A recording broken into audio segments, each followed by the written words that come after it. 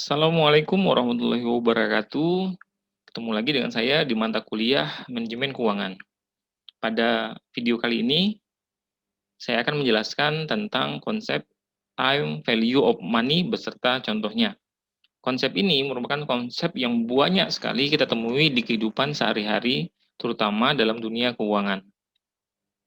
Konsep yang mendasari nilai waktu dari uang ini adalah yang pertama, jika nilai nominalnya sama, uang yang dimiliki saat ini lebih berharga daripada uang yang akan diterima di masa yang akan datang. Kemudian, lebih baik menerima 1 juta rupiah sekarang daripada menerima uang yang sama 1 tahun lagi. Lalu, lebih baik membayar 1 juta rupiah 1 tahun lagi daripada membayar uang yang sama sekarang. Mengapa seperti itu? Dalam konsep time value of money, waktu itu memberikan perubahan bagi daya beli uang. Mengapa? Karena adanya efek dari inflasi. Inflasi itu sendiri adalah kondisi di mana jumlah barang yang beredar lebih sedikit dibandingkan jumlah uang yang beredar. Karena itu, karena jumlah uang yang beredar terlalu banyak, maka daya beli uang akan semakin menurun dari satu waktu ke waktu yang lain. Sehingga meskipun kita menerima nilai nominal yang sama saat ini, maka di waktu yang lain, di masa depan, meskipun nominalnya sama, daya belinya akan berkurang. Maka ada konsep lebih baik menerima 1 juta rupiah sekarang dibandingkan 1 juta rupiah 1 tahun lagi. Mengapa seperti itu? Karena setahun lagi daya beli uang tersebut pasti sudah menurun. Lalu mengapa lebih baik membayar 1 juta 1 tahun lagi daripada membayar uang yang sama sekarang? Nah, jadi kebalikan dari konsep untuk mengimbangi dampak dari inflasi, maka muncullah sistem pembungaan. Jadi bunga itu sebenarnya adalah kompensasi atas penurunan nilai uang kita karena adanya inflasi. Bayangkan jika kita menabungkan uang kita di bank selama 10 tahun tanpa adanya bunga. Artinya kita akan rugi dong, karena daya beli uang kita pasti akan menurun. Karena itu, lebih baik membayar 1 tahun lagi dibanding membayarkan sekarang. Kenapa seperti itu? Karena sekarang kita bisa menginvestasikannya dengan tingkat bunga tertentu. Sehingga ketika kita membayarnya 1 tahun lagi, kita sudah dapat bunga dari uang yang kita investasikan tersebut. Nah, dalam time value of money, ada 6 rumus utama yang akan kita gunakan. Yang pertama adalah future value atau nilai masa depan, nilai yang akan datang. Kemudian ada present value atau nilai sekarang. Nah, kemudian modifikasi dari future value yang disebut dengan future value of an annuity. Kemudian ada lagi modifikasi dari present value yang disebut dengan present value of an annuity. Kemudian turunannya lagi ada namanya anuitas angsuran hutang. Kemudian ada lagi anuitas cadangan penggantian. Nanti kita akan bahas satu persatu. Yang pertama dan yang paling utama adalah future value atau nilai yang akan datang. Nah, secara sederhana, jika ada uang Rp1.000 kita tabung dengan tingkat bunga 10% per tahun, maka kita dapat menghitungnya seperti ini. Setelah 1 tahun, uang tersebut akan menjadi Rp1.000 ditambah 10% dari pokok. Nah, tadi pokoknya adalah Rp1.000, maka Rp1.000 ditambah 10% dari Rp1.000 itu. Maka akan diperoleh Rp1.100 di tahun depan. Kemudian 2 tahun lagi, maka nilainya akan menjadi Rp1.100 ini. Nah, nilai di akhir tahun pertama akan menjadi nilai di awal tahun kedua. Jadi Rp1.100 ditambah 10% dari 1.100 itu lagi. Hasilnya menjadi Rp1.210. Dengan catatan, bunga tahun pertama ditambahkan ke pokok tabungan. Nah, prinsip ini namanya disebut dengan bunga majemuk atau bunga berbunga. Setelah 3 tahun, maka uang tersebut akan menjadi Rp1.210 ditambah 10% dari Rp1.210 atau menjadi Rp1.331 dan begitu seterusnya. prinsip itu tadi yang mendasari munculnya rumus seperti ini, di mana future value adalah present value atau investasi awal atau uang saat ini dikali 1 ditambah I. I itu adalah tingkat bunga. Pangkat N. N itu adalah periode kita menabung. Di mana ini 1 tambah I pangkat N disebut dengan future value factor.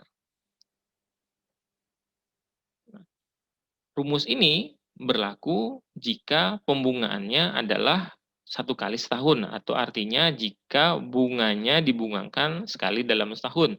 Pada kenyataannya itu jarang sekali terjadi. Nah, jika pembungaannya lebih dari 1 kali dalam setahun, maka rumusnya akan kita modifikasi menjadi seperti ini. Nah, jika bunga diperhitungkan setiap 6 bulan, atau setengah tahun, artinya kan dalam setahun 2 kali pembayaran bunga, karena setiap 6 bulan, setahun ada 12 bulan. Maka N-nya dikali 2, I-nya dibagi 2. Jika bunga diperhitungkan setiap 3 bulan, artinya setahun kan ada 4 kali pembayaran. Maka N-nya dikali 4, I-nya dibagi 4. Kemudian jika bunga diperhitungkan setiap bulan, artinya kan setiap tahun ada 12 kali pembayaran. Maka N-nya dikali 12, I-nya dibagi 12. Ini contohnya.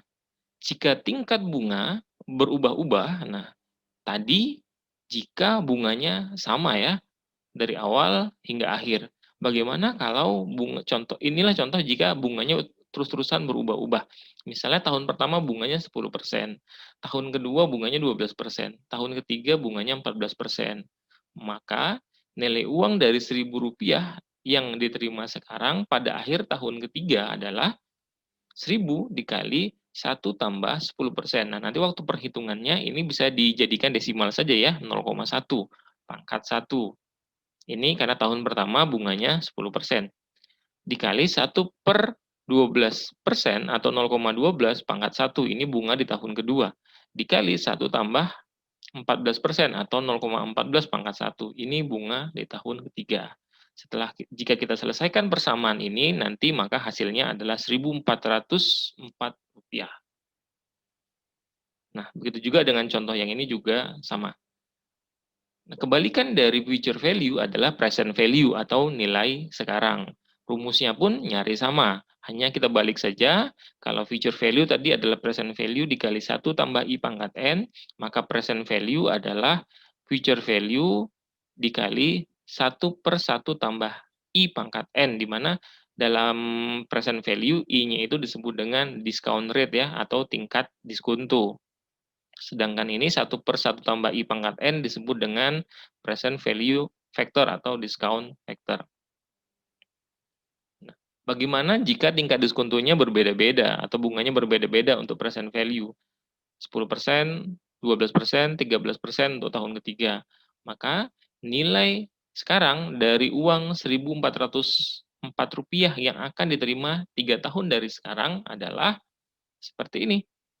Ini future value-nya kan akan diterima nanti nih 3 tahun dari sekarang, maka ini future value dikali 1 per 1 tambah 10% pangkat 1. Ini diskonto tahun pertama, ini tingkat diskonto tahun kedua, dan ini tingkat diskonto tahun ketiga. Jika kita selesaikan persamaan ini, nanti hasilnya adalah Rp1.000 nilai sekarangnya. Lalu, eh, nilai yang akan datang dari anuitas atau future value of an annuity. Nah, anuitas itu sendiri merupakan sejumlah uang yang dibayar atau diterima secara periodik dengan jumlah yang sama dalam jangka waktu yang sama. Jadi, future value of an annuity ini merupakan modifikasi dari future value saja. Sifat dari anuitas itu, pertama, jumlah pembayaran itu selalu tetap. Kemudian jarak periode antar angsuran itu selalu sama. Kemudian pembayaran pertama dilakukan pada akhir periode pertama. Misalnya kalau bulanan itu dibayar di akhir bulan, kalau tahunan dibayar di akhir tahun. Itu anuitas. Ini kita contohkan secara sederhananya saja. Ini kita menggunakan rumus future value saja, future value yang biasa. Jika uang Rp1.000 diterima secara rutin tiap akhir tahun selama 4 tahun, dan semuanya ditabung dengan tingkat bunga 10% per tahun. Nah, ini kita selesaikan menggunakan rumus future value biasa ya. Pada akhir tahun keempat, uang yang diterima pada akhir tahun pertama akan menjadi Rp1.000 dikali 1 tambah 10% pangkat 4 dikurang 1. Kenapa 4 dikurang 1? Karena toh kita bayarnya di akhir tahun. Maka 4 dikurang 1. Nanti hasilnya adalah Rp1.331. Pada akhir tahun keempat, uang yang diterima pada akhir tahun kedua akan menjadi 1.000 dikali 1 ditambah 10% pangkat 4 dikurang 2. 4 dikurang 2 atau menjadi 2. Hasilnya adalah Rp1.210. Pada akhir tahun keempat, uang yang diterima pada akhir tahun ketiga akan menjadi Rp1.000 dikali 1 ditambah 10% pangkat 4 dikurang 3 atau 1. Nah, hasilnya adalah Rp1.100.